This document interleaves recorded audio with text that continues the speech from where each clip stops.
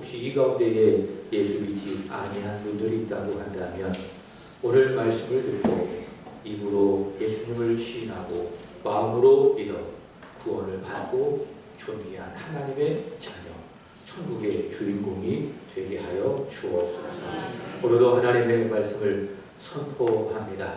능력과 성령 하나님을 의지하여 말씀을 전하오니 붙들어 주시고 우리 성도들 또한 마음을 붙드시고 귀를 붙드시고 모든 것을 성령께서 붙잡아 주셔서 들려지는 하나님의 말씀의 은혜를 받게 하여 주옵소서. 아멘하게 하시고 순종하게 하시고 그리하여 하나님을 기쁘시게 하는 믿음의 사람, 영의 사람 되게 하여 주옵소서. 말씀 가운데 승리하여 영의 생각을 하며 이 한 주간 동안도 승리하며 살게 하시옵소서.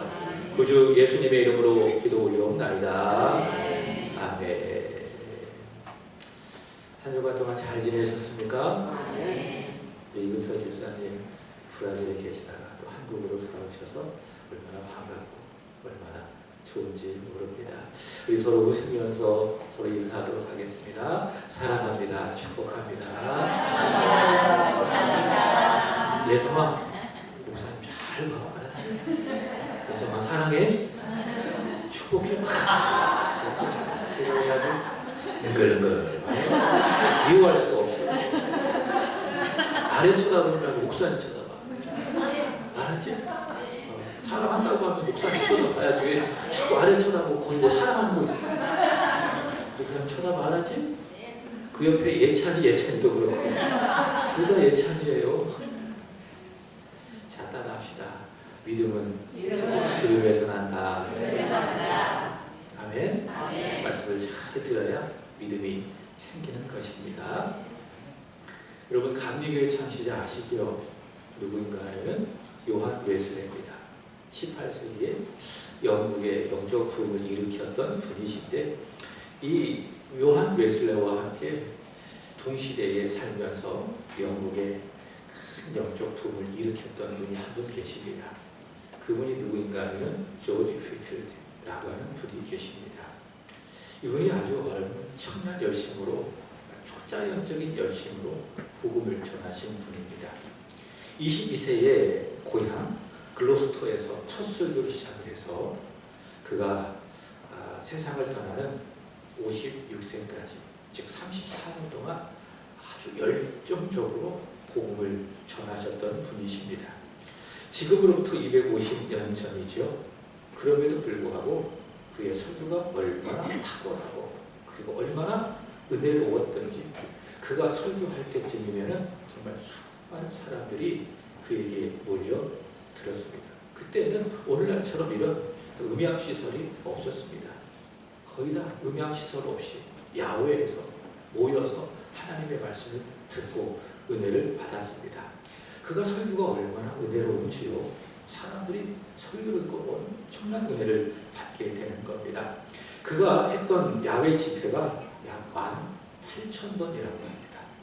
그렇다고 한다면 한 해 평균 약 530번의 집회와 설교를 했던 셈이죠.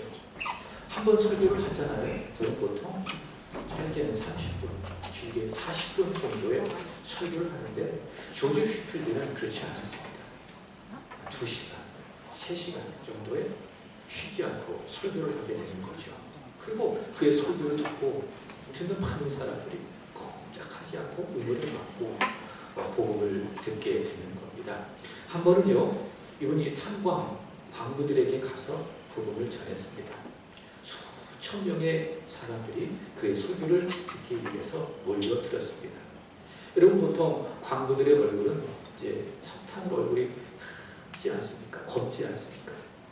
광부들이 그 검은 얼굴로 휘필드의 설교를 듣게 되는 겁니다. 근데 그 설교가 얼마나 광부들에게 은혜가 됐던지 설교를 들으면서 눈물이 자기도 모르게 쭉 흘러나는 거죠. 그래서 설교가 끝나고 나서 광부들의 얼굴을 보니까 얼굴이 하얘진 거예요. 왜 그렇습니까? 설교 듣고 눈물을 막 흘려서 얼굴이 자동 세수가 된 거예요. 근데 그만큼 휘필드의 설교가 아주 은혜로운 설교라고 하는 것이죠. 주변 사람들이 이렇게 열정적으로 복음을 전하는 휘필드를 바라보면서 걱정이 되는 거죠. 목사님, 좀 쉬면서 하시죠. 그러다 병들어 쓰러지시면 어떡해요? 하고 싶어도 못하지 않습니까? 그렇게 걱정을 하면서 조언을 합니다. 그럴 때마다 휘필드는 이렇게 대답을 했습니다. 맞습니다. 그러나 내게 주어진 사명인 겁니다. 나는 녹수로 없어지기보다 닳아서 없어지기를 원합니다. 그 말을 했다고 하죠. 그래서 그는 죽는 그 순간까지 열정을 가지고 복음을 전했습니다. 20세기의 최고의 강해 설교가가 있습니다. 마틴 로이드 존스라고 하는 목사님이 있는데 휘필드를 이렇게 평가했습니다. 그는 성령의 능력 안에서 헤라클레스적인 엄청난 노고를 냈다. 휘필드의 열심을 극찬한 것이죠. 그런 휘필드의 열심이 있었기 때문에 산업혁명 이후에 혼란에 빠진 영국 사회에 질서와 변화가 찾아왔고요. 무기력했던 영국 교회는 지금 영적 부흥을 맞이하게 되었습니다. 뿐만 아니라 이 휘필드의 영적 부흥을 통해서 미국까지 전파되어져 미국의 제2차 영적 각성 운동을 일으키기도 했습니다. 여러분, 이런 휘필드의 열심을 저는 이렇게 말하고 싶습니다. 바른 열심. 바른 열심. 여러분, 이런 열심을 가기를 주 예수 그리스도 이름으로 축복합니다. 이런 열심은요, 살리는 거예요. 첫 번째, 나를 살려요. 바른 열심. 바른 열심은 나를 살려요. 그리고 가정을 살려요. 교회를 살립니다. 그리고 더 나아가 이 나라, 이 민족을 살릴 수가 있습니다. 여러분, 열심을 가집시다. 사도 바울이 이런 말을 했습니다. 로마서 12장 1절의 말씀을 보시면은 부지런하라. 그리고 게으르지 말고 열심을 품고 주님을 섬겨라. 그렇게 이야기하고 있습니다. 이 말씀을 세번역 성경에서는 이렇게 이야기합니다. 성령 안에서 뜨거운 마음을 갖고 주를 섬겨라. 그러니까 게으르지 말고 성령 안에서 뜨거운 마음을 갖고 주님을 섬겨라. 열심을 갖고 주님을 섬겨라. 게으르고 나태하고 빈둥 이거는 하는 것도 아니고 안 하는 것도 아니고 그렇게 주님을 섬기지 말고 뜨거운 열정을 갖고 주님을 섬겨라. 그렇게 사도 바울은 권면하고 있습니다. 이 열정, 이 열심이 무엇입니까? 바른 열심입니다.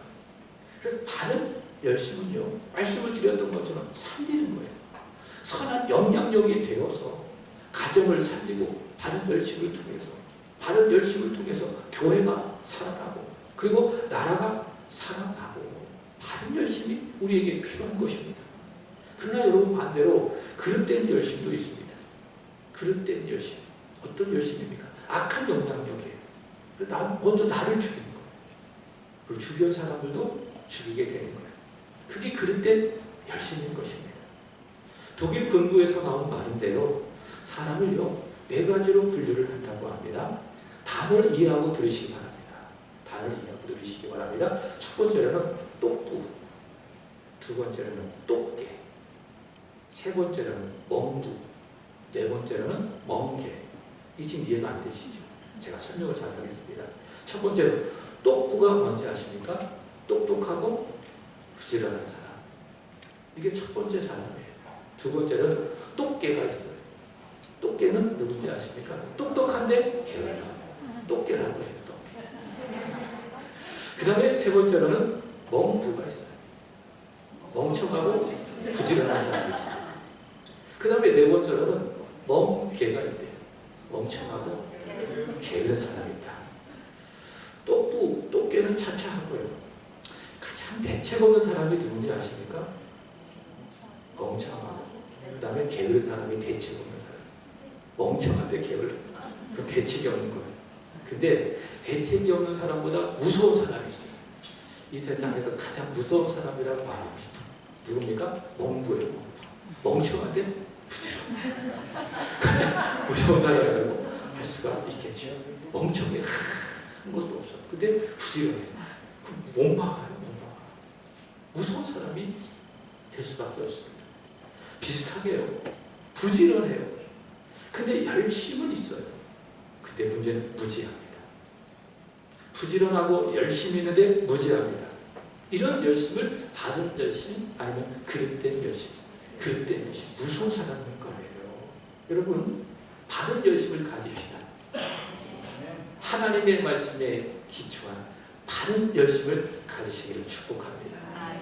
그 열심으로 기도도 열심히 하고 찬양도 열심히 하고 부르는 것도 아니고 안 부르는 것도 아니고 그게 아니라 열심히 힘을 다하여 찬양하고 말씀을 들을 때도 고개 들고 눈을 크게 뜨고 하나님의 말씀을 열심히 듣고 크게 아멘하고 그렇게 주님 섬겨야 되지 않겠어요?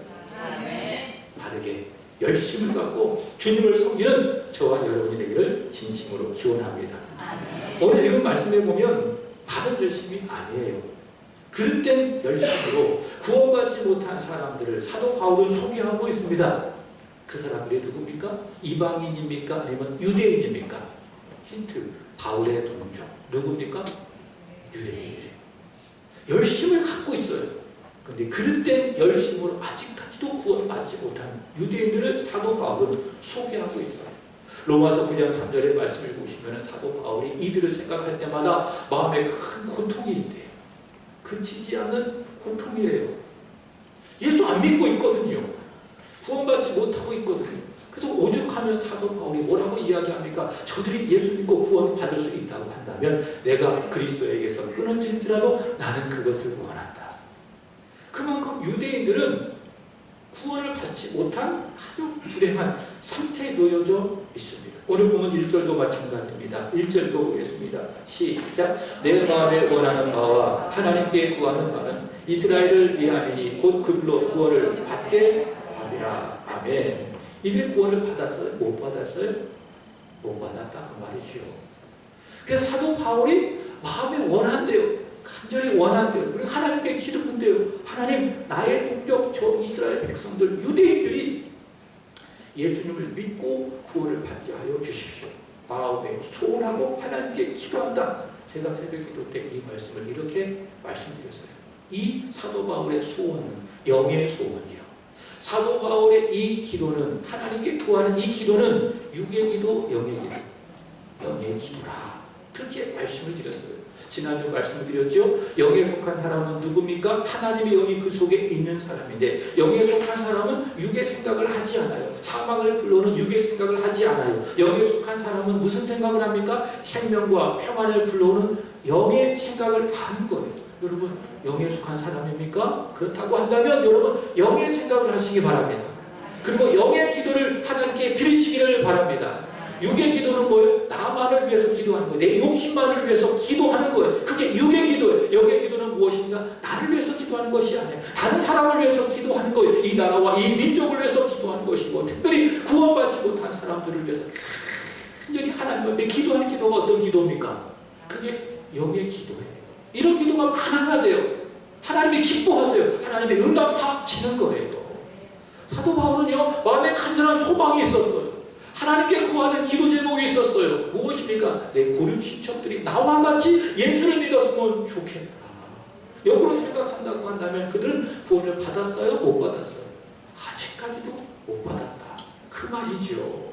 왜 구원을 못 받았습니까? 2절의 말씀을 보도록 하겠습니다. 시작. 내가 증언하노니 그들이 하나님께 열심히 쓰나 올바른 지식을 따른 것이 아니냐. 아멘. 남다른 열심을 갖고 있어요. 구원을 받기 위해서 이 유대인들은 남다른 열심을 갖고 있었지만 올바른 지식을 따라 그 열심을 낸 것이 아니라 바른 열심이 아니라 그릇된 열심으로 구원받기 위해서 노력하니 그들은 구원받지 못하고 있다라고 한 것이죠. 참 그렇다고 한다면 유대인들은 어떤 생각을 갖고 열심을 내냐 그것을 한번 생각해 보는 거예요. 오늘 보면 5절의 말씀을 보겠습니다. 5절 시작. 모세가 기록하되 율법으로 말미암는 의를 행하는 사람은 그 의로 살리라 하였거니와. 아멘. 모세의 기록을 통해서 그들이 믿는 거죠. 율법을 잘 지키면 여기 말씀처럼 그 의로 산다. 다시 말해 율법의 열심을 지키는 행위를 통해서 구원을 받는다. 그것을 믿고 열심히 유대인들은 율법을 지키는 거예요. 남다른 열심을 갖고 열심히 율법을 지켜서 구원받기 위해서 애쓰는 거죠. 예를 든다고 한다면 누가복음 18장에 가보면 두 사람이 하나님 앞에 기도합니다. 한 사람은 죄인 세리요, 다른 한 사람은 바리새인이요.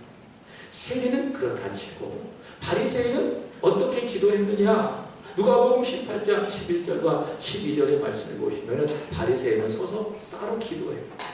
그리고 하나님 앞에 기도하는 겁니다. 하나님, 나는 다른 사람들 곧 토색, 불의, 간음하는 자들과 같이 아니하고 저 죄인 세리와도 같이 아니함을 감사합니다.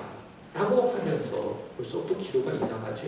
제가 말씀드렸죠. 이상하면 이상한 거다. 그리고 뭐라고 이야기합니까? 나는 자기 열심을 하나님 앞에 뽐내고 있어요. 무엇이라고 이야기합니까? 일회에 2번씩 금식하고 소득의 11조를 드립니다. 그러니까 금식을 밥 먹듯이 한다. 그 말이죠. 일회에 2번씩 금식한다. 일회는 며칠이죠? 7일. 7일에 몇 번씩? 2번씩. 이들이 왜 2번씩 금식하는지 아십니까? 모세가 율법을 받기 위해서 시내산에 올라갔잖아요. 그때가 언제가 하면 목요일. 그래서 7일째에 목요일, 7일 한 주간이죠. 목요일날 금식을 딱. 그리고 모세가 언제 내려왔느냐? 월요일날 내려왔어요. 월요일날 금식합니다. 그래서 7일에 한 번씩 월요일과 목요일에 그들이 금식하는 겁니다. 여러분 보통 우리가 금식하잖아요. 그러면은 이렇게 물을 마시잖아요. 소금도 먹잖아요.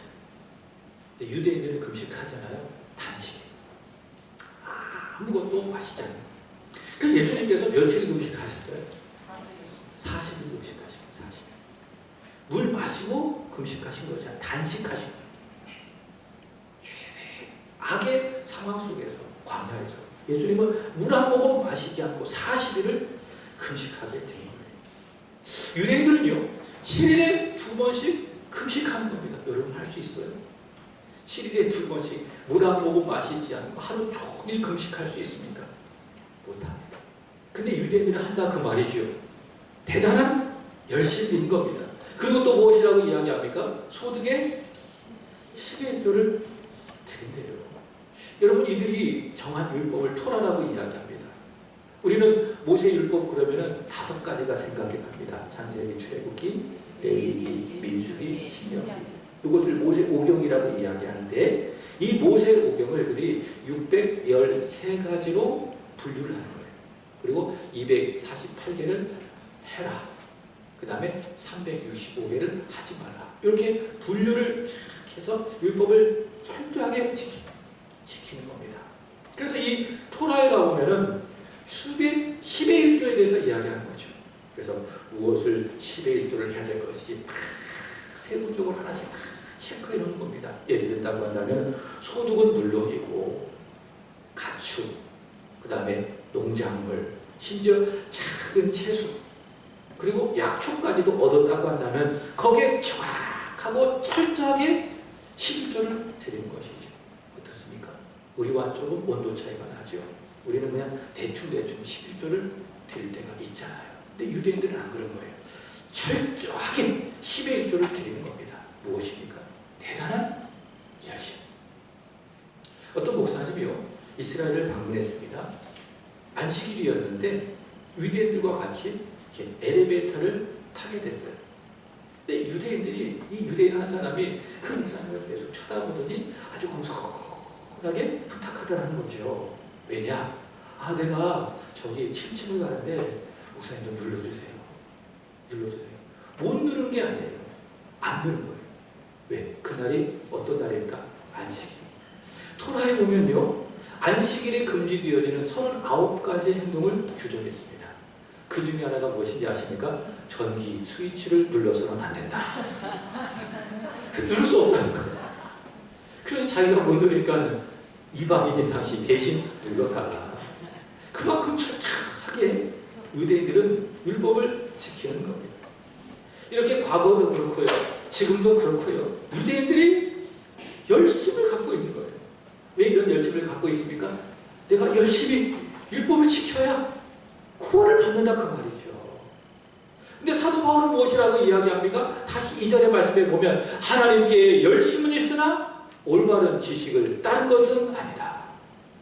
열심히 구원받기 위해서 율법을 지키지만 바꿔 이야기한다면 그렇게 해서 구원을 받는다? 못 받는다. 못 받는다. 그 말이에요. 다시 보겠습니다. 5절의 말씀을 보시면 모세가 기록한 것처럼 율법으로 말미암은 의를 행하는 사람은 그 율법으로 말미암아 살리라. 여러분 이것은 맞는 말입니까? 틀린 말입니까? 맞는 말이에요. 정말 그래요. 누구든지 율법을 완벽하게 지키잖아요. 내적으로도 마음으로도 그리고 외적으로도 하나님께서 말씀하신 그 율법을 정확하게 지키잖아요. 그럼 구원을 받을 수 있습니까? 없습니까? 있어요. 있어요. 율법을 완벽하게 지키면 구원을 받을 수 있어요. 하나님의 백정, 또 구원, 천국가 할 수 있다 그 말이에요. 근데 문제는 사람들이 율법을 완벽하게 지킬 수 있습니까? 없습니까? 못 지켜요. 왜 그렇습니까? 죄인이기 때문에 그런 거예요. 만약 아담 한 사람이 범죄하지 않냐고 그 이후 태어난 모든 사람들이 의인이라고 한다면 율법을 완벽하게 지킬 수 있어요. 마음으로도 그렇고 그리고 왼쪽으로도 그렇고 율법을 완벽하게 지켜서 누구든지 다 구원을 받을 수가 있어요. 근데 사람은 그렇지 않잖아요. 아담이 하나님의 말씀을 범했잖아요. 다시 말해 율법을 범했잖아요. 그래서 그 이후 태어난 모든 사람들이 다 아담과 함께 죄인이 되어서 율법을 지켰다? 못 지켰다? 못 지켰다? 그 말인 것입니다. 사도 바울이 이렇게 이야기합니다. 갈라디아서 2장 16절에 보시겠습니다. 자, 길지만은 아주 중요한 복음이 있기 때문에 한번 읽어보겠습니다. 시작. 사람이 의롭게 되는 것은 율법의 행위로 말미암음이 아니요 오직 예수 그리스도를 믿음으로 말미암는 줄을 알므로 우리도 그리스도 예수를 믿나니 이는 우리가 율법의 행위로서가 아니고 그리스도를 믿음으로써 의롭다함을 얻으려 합니다. 율법의 행위로서는 의롭다 하심을 얻을 육체가 없느니라. 아멘. 구원을 어떻게 받습니까? 예수를 믿어서 구원을 받는다. 어느 누구도 절대로 율법을 지켜서는 구원을 받을 수 있다 없다? 없다. 율법의 행위로서는 의롭다 하심을 얻을 육체가 있다 없다? 없다. 왜 그렇습니까? 죄인이기 때문에 그런 거예요. 그럼 단 한 사람은 죄인이 아니시죠. 그분이 누구십니까? 예수. 그래서 예수님 빼고는 율법을 지켜서 의롭다함을 얻을 사람, 육체가 있다 없다? 없다. 근데 유대인들이 이것을 알지 못하는 거예요. 이것을 알지 못하고 모세가 기록하기를 율법으로 말미암은 의를 행하는 사람은 그 의로 말미암아 살 것이다. 율법을 잘 지키면 구원을 받을 것이다. 그들이 설사같이 믿고 율법을 철저하게 열심을 내어서 지킨다 그 말이죠. 그래서 바울이 뭐라고 이야기합니까? 너희들은 그릇된 열심을 갖고 있구나. 그렇게 율법을 열심히 지켜봐야 너희는 구원을 받을 수가 없어. 그 이야기를 사도 바울은 로마서 9장부터 10장 그리고 11장 계속 반복해서 유대인들을 향하여 이야기하는 거예요. 그리고 유대인들에게 간곡하게 부탁한 겁니다. 따라합시다. 열심이 아니라 믿음이다. 바울이 유대인들에게 무엇이라고 이야기합니까? 너희들의 그 그릇된 열심이 아니라 무엇이라고요? 믿음이라. 오늘 말씀의 제목이 무엇입니까? 열심이 아니라 믿음입니다. 자, 사도 바울은 그들에게 그릇된 열심을 다 내려놓고 믿어라. 그런 구원 받는다. 믿음에 대하여 이야기하고 있습니다. 자, 그렇다고 한다면 오늘 사도 바울이 말씀하고 있는 믿음은 무엇인가? 우리 8절 읽어보도록 하겠습니다. 시작. 그러면 무엇을 알았냐? 말씀이 내게 가까워 내 입에 있으며 내 마음에 있다 하였으니 곧 우리가 전파하는 믿음의 말씀이라. 아멘. 말씀이 가까이 있대요. 유대인들에게 말씀이 가까이 있고 또 어디에 있다? 입에 있다. 그 다음에 마음에 있다. 마음에 있다. 그것이 무엇입니까? 그 말씀이 무엇입니까? 우리가 전파하는 믿음의 말씀. 그 믿음의 말씀이 무엇일까요? 율법을 지키는 행위로서 사람이 구원을 받는다. 그 믿음의 말씀이 아니에요. 믿음의 말씀이 무엇입니까? 기억하십니까? 하나님의 복음이에요. 유앙겔리온이에요. 무엇입니까? 예수 그리스도. 하나님께서 선지자를 통해서 미리 약속하신 아들에 관한 것으로 육신으로 하는 다윗의 혈통으로 나시고 성경의 영으로 하면은 죽은 자들 가운데서 부활하신 하나님의 아들 우리 주 예수 그리스도, 그리고 그분을 믿으면 구원을 받는다. 믿기만 하면 구원을 받는다. 그것이 무엇입니까? 믿음의 말씀이다. 그 믿음의 말씀이 먼 곳에 있지 않다. 어디에 있다? 너희들에게 있다. 너희 입에 있다. 너의 마음에 있다. 그 말씀을 믿어라. 믿으면 된다. 그래서 9절, 10절 바울이 믿음에 대해서 이야기하는 겁니다. 유명한 말씀이죠. 읽어보겠습니다. 시작. 내가 만일 내 입으로 예수를 주로 시인하며 또 하나님께서 그를 죽은 자 가운데서 살리신 것을 내 마음에 믿으면 구원을 받으리라. 사람이 마음으로 믿어 의에 이르고 입으로 시인하여 구원에 이르느니라. 아멘. 예컨대 이런 겁니다. 제가 비유를 잘 해볼게요. 구원이라고 하는 것을 하늘이라고 생각해 봅시다.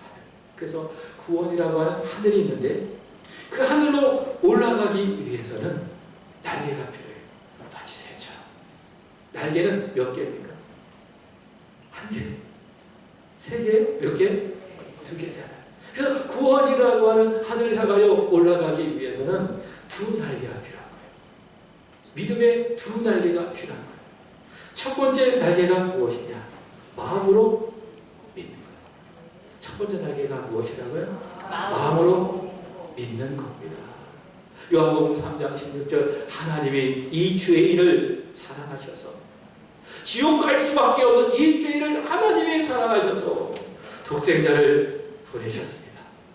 그리고 그 독생자 예수께서 이 죄인의 모든 죄를 그 몸에 짊어지시고 십자가에서 죽으셨으나 하나님이 그를 다시 살려주셨습니다.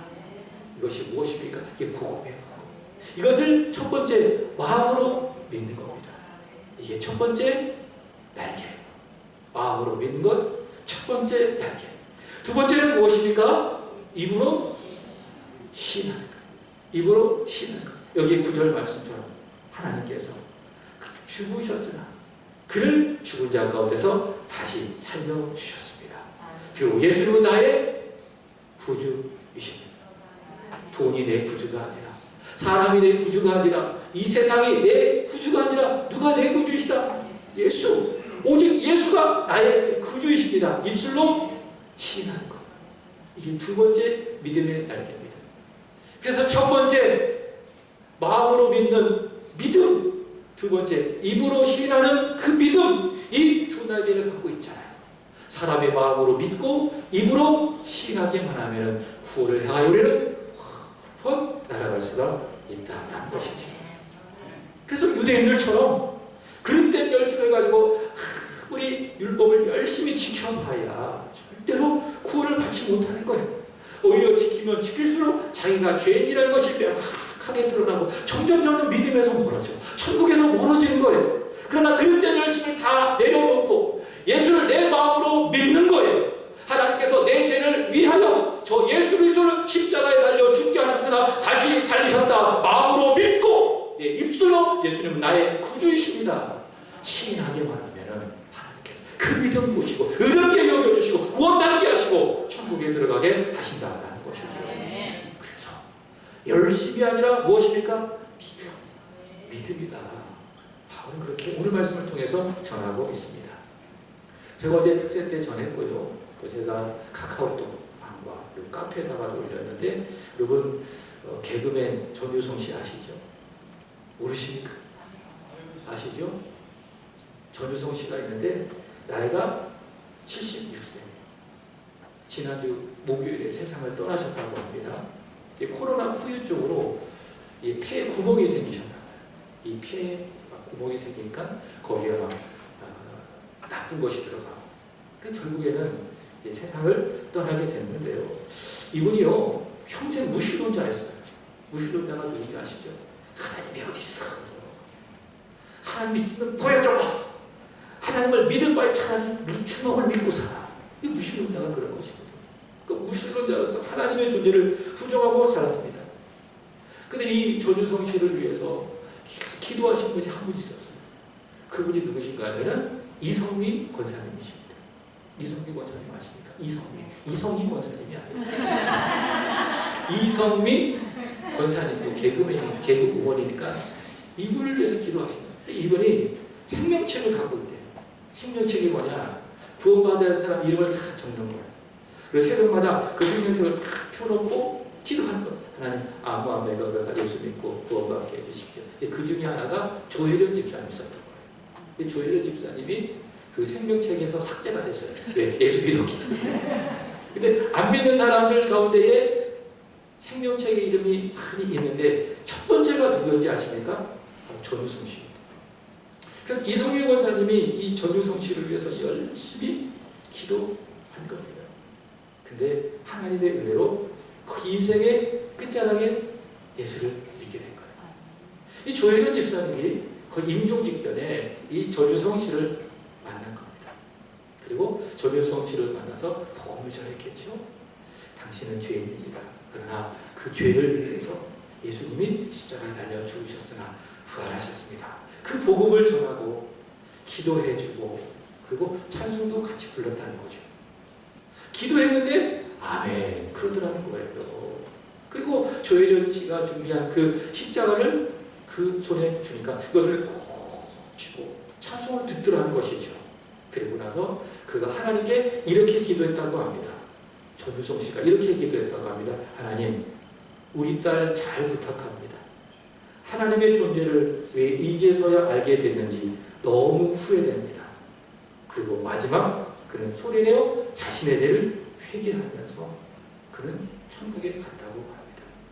여러분 그래요. 예수 지금 잘 믿으셨어요. 결코 후회하지 않는 선택을 한 거예요. 나중에도 반드시 후회합니다. 그러나 여러분은 절대로 후회할 일이 없겠죠. 지금 예수를 믿었기 때문에. 전유성 씨가 지난날의 모든 죄를 다 회개하고 소리내어 자기 죄를 다 회개하고 예수님을 영접하고 내가 왜 이제서야 하나님을 믿게 되었는지 내가 왜 이제서야 예수를 믿게 됐는지 후회하면서 그러나 부끄럽지만은 예수 믿고 구원받아 그 영혼이 천국에 간 것 아니겠습니까? 여러분 그렇습니다. 다 죽어요. 전유성 씨처럼 다 죽습니다. 한 번 죽는 것은 사람에게 정한 것입니다. 빨리 가든 늦게 가든 모든 사람은 다 죽는 겁니다. 그럼 생각해 보십시오. 죽으면 끝입니까? 아닙니다. 히브리서 9장 27절은 이야기합니다. 한 번 죽는 것은 사람에게 정해진 것이요 그 후가 있대요. 무엇이 있습니까? 심판이 있대요.